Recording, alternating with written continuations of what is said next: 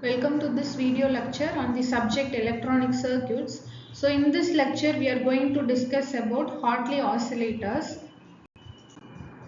So what is the need for Hartley oscillator?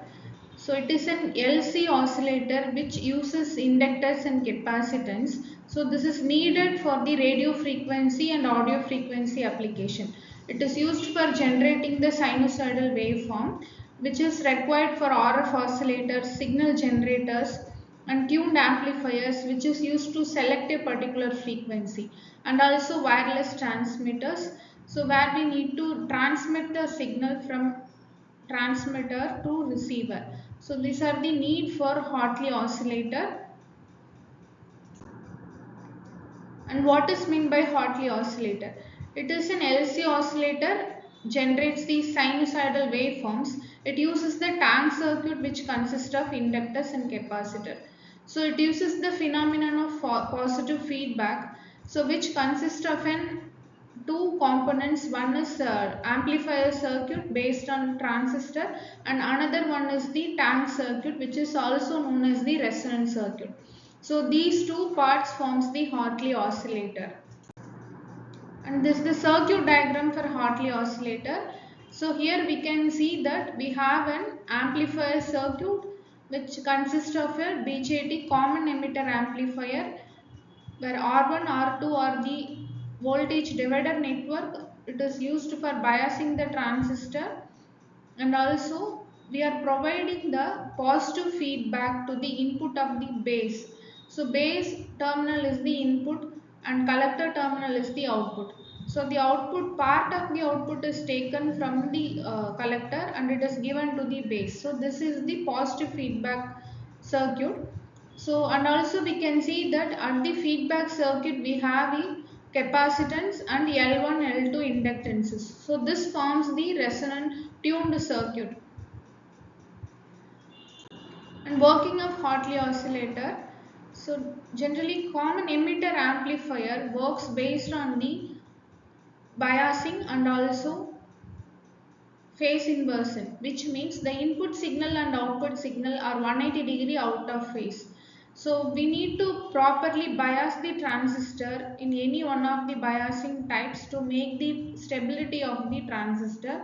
So to provide the less distortion output. So and also it provides 180-degree phase shift between the input and output signal. So here we have a tank circuit which consists of a capacitance and L1 and L2. So here the terminal 1 is 180-degree out of phase with the terminal 2. It is marked as A and B. So these terminals are gives the 180-degree phase shift. So this given as the feedback to the base of the input signal.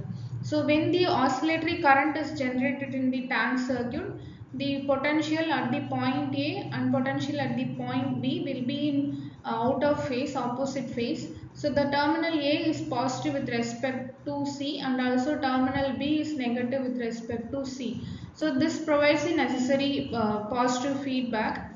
So how it achieves the positive feedback means the total phase shift in this circuit is 360-degree. So which is the required phenomenon known as Barkhausen criterion for the oscillator. So generally oscillators should provide a feedback, that is a positive feedback only. So positive feedback means at the output and to the input we have a phase shift of 360 or 0-degree phase shift. So this is the one of the necessary condition. So this means the Barkhausen criterion of oscillator. So it can generate the sustained oscillations at the output. So it is used to generate the sinusoidal waveforms. So the tank circuit determines the frequency of oscillation, which consists of inductances L1 and L2 and capacitance C. So the transistor amplifies the signal. A portion of the feedback is given as the feedback through the tank circuit. So this ensures the positive feedback. And frequency of oscillation of the Hartley oscillator is determined by this tank circuit, is given by the 1 by 2 pi root of L into C, where L is the L1 plus L2 plus M. So this defines the frequency of oscillation. And what are the advantages of oscillators? So it provides the wide frequency range. So it is used to generate the sinusoidal waveforms over a broad spectrum of frequencies, and also it consists of a simple design in the circuit, and frequency can be adjusted by varying the capacitance or inductance values. So single inductor simplifies the construction with single tapped inductor. So these are the advantages of Hartley oscillator. And what are the disadvantages of Hartley oscillator? So it may produce some harmonic distortion in the output, and also it has frequency instability and amplitude instability, high frequency limitation. So these are the limitations of Hartley oscillator. And where we use these oscillators are RF signal generators, where we need to generate the high frequency signal for the local oscillators in the radio transmitters, and also in radio receivers, induction heating, and function generators and amateur radio transmitter. So it is used to generate the signal in these frequency ranges.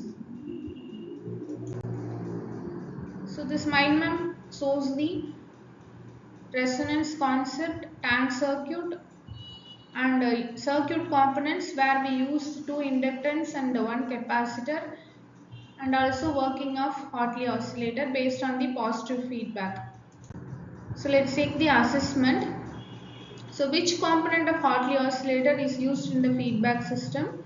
So it consists of an inductor, resistor, capacitor and transistor. So the answer is A, inductor.